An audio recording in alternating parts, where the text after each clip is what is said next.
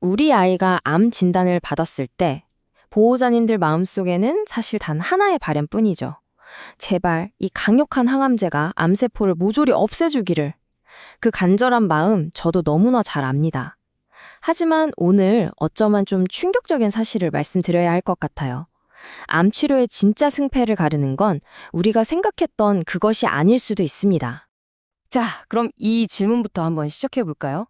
우리 아이들의 항암 치료가 실패하게 되는 가장 큰 단 하나의 이유, 과연 뭘까요? 보통은, 암세포가 약에 내성이 생겼나 보다, 이렇게 생각하기 쉽잖아요. 근데요, 진짜 이유는 완전히 다른 곳에 숨어 있습니다. 바로 이겁니다. 이게 오늘 이야기의 핵심이에요. 우리가 싸워야 할 명백한 적은 당연히 암세포가 맞죠. 하지만 실제로 현장에서 아이와 보호자님을 무너뜨리고 치료를 중단하게 만드는 진짜 범인은 정말 놀랍게도 바로 구토와 설사입니다. 이게 그냥 단순한 부작용이라고요? 천만에요. 그 결과는 상상 이상으로 치명적입니다. 아니, 그냥 좀 불편한 거 가지고 왜 치료를 멈추나 싶으시죠? 자, 지금부터 이 구토와 설사라는 증상이 어떻게 도미노처럼 모든 걸 무너뜨리는지 그 파국적인 연쇄 반영을 단계별로 보여드릴게요. 이건 단순한 불편함의 문제가 아니라 치료의 명운이 걸린 긴급 상황 그 자체입니다. 모든 건 이렇게 시작돼요. 아이가 심하게 토하고 설사를 하면 당연히 기력이 쭉 빠지고 탈수가 오겠죠? 이런 컨디션으로는 다음 항암 치료 절대 못 받습니다. 결국 스케줄이 밀리게 되는데 바로 이 며칠이 암세포에게는 다시 세력을 키울 수 있는 황금 같은 시간이 되는 거예요. 그걸 지켜보는 보호자님 마음은 까맣게 타들어가고 결국 가장 피하고 싶었던 결정, 바로 치료 중단을 고민하게 되는 비극이 시작됩니다. 근데 여기서 더 심각한 문제가 터집니다. 항암제는 결국 먹어서 장에서 흡수된 다음에 혈액을 타고 종양까지 가야 효과가 있는 거잖아요. 근데 구토, 설사로 장 점막이 완전히 망가져버리면 약물 흡수 자체가 안 돼요. 즉, 아무리 비싸고 좋은 약을 써도 종양까지 제대로 전달되지가 않는 겁니다. 정말 끔찍한 비효율이죠. 그리고 마지막 결정타는 결국 보호자님의 마음입니다. 이 문장이 모든 걸 말해주죠. 내 아이가 먹지도 못하고 하루가 다르게 말라가는 모습을 옆에서 지켜보는 것만큼 가슴 찢어지는 일은 없을 겁니다. 결국 이 심리적인 고통이 치료라는 끈을 놓게 만드는 가장 큰 이유가 되는 거예요. 물론 병원에서도 가만히 있지는 않죠. 항구토제나 지사제 같은 약들을 처방해 줍니다. 그럼 그거 먹이면 되는 거 아니야? 라고 생각하실 수 있어요. 하지만 그게 바로 근본적인 문제를 외면하는 증상만 덮는 치료의 위험한 함정입니다. 자, 이 표를 한번 보세요. 우리가 흔히 쓰는 약들은요, 뇌를 잠깐 속여서 구토 신호를 억제하거나 장 운동을 강제로 멈추게 할 뿐이에요. 항암제 때문에 이미 와르르 무너지고 있는 장 점막세포 자체를 되살리지는 못한다는 거죠. 이건 마치 뚝에 구멍이 뻥 뚫렸는데 구멍 막을 생각은 안 하고 밖으로 새어나오는 물만 계속 닦아내고 있는 거랑 똑같은 겁니다. 그래서 우리는 이제 땜질 처방이 아니라 진짜 해결책으로 넘어가야 합니다.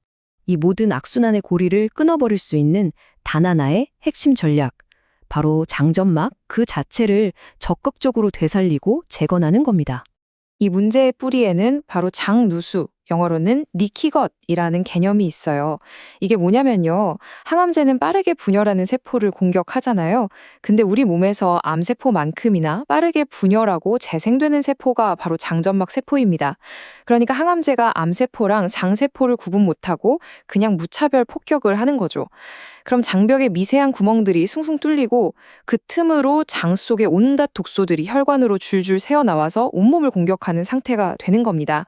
점막을 재생한다는 건 바로 이 구멍난 둑을 다시 단단하게 만드는 거예요. 헐거워진 세포들을 꽉꽉 조여서 독소가 들어올 틈 자체를 원천 봉쇄하는 거죠. 그럼 어떻게 될까요? 몸 전체를 괴롭히던 염증이 가라앉고 아이는 비로소 항암 치료를 견뎌낼 수 있는 최상의 컨디션을 되찾게 됩니다. 싸움터, 즉 우리 아이의 몸 전체를 튼튼하게 만드는 가장 근본적인 전략인 셈이죠. 일단 장 건강이 회복되면 그때부터는 정말 놀라운 선순환이 시작됩니다. 모든 것이 긍정적인 방향으로 바뀌기 시작하는 거죠. 어떻게 이게 치료 성공으로까지 이어지는지 그 놀라운 효과를 직접 한번 보세요. 이 그래프가 모든 걸 말해줍니다. 장이 손상됐을 때는 약물 흡수율이 바닥이죠? 똑같은 항암제를 먹어도 몸이 흡수를 못하니 효과가 떨어질 수밖에요. 하지만 장이 건강해지면 약물 흡수율이 수직으로 상승합니다. 이건 그냥 약효가 조금 좋아지는 수준이 아니에요. 치료의 성패 자체가 여기서 갈리는 겁니다. 꼭 기억해 주세요. 항암 치료는 단거리 경주가 아니라 정말 길고 긴 마라톤입니다. 그리고 이 마라톤을 완주할 수 있는 유일한 힘, 그 기초 체력은 바로 잘 먹고 모든 영양분을 제대로 흡수하는 건강한 장에서만 나올 수 있습니다. 마지막으로 어느 수의사 선생님이 하신 이 말씀을 정말 가슴에 꼭 새겨주셨으면 합니다. 구토와 설사를 멈추는 건 치료의 끝이 아닙니다. 그건 우리 아이가 암과의 싸움에서 진짜 이길 수 있는 기회를 잡는 위대한 시작입니다. 자, 이제 보호자님께 직접 묻고 싶습니다. 우리 아이, 앞으로 닥쳐올 이 길고 힘든 항암 마라톤을 완주할 준비가 정말 되어 있나요?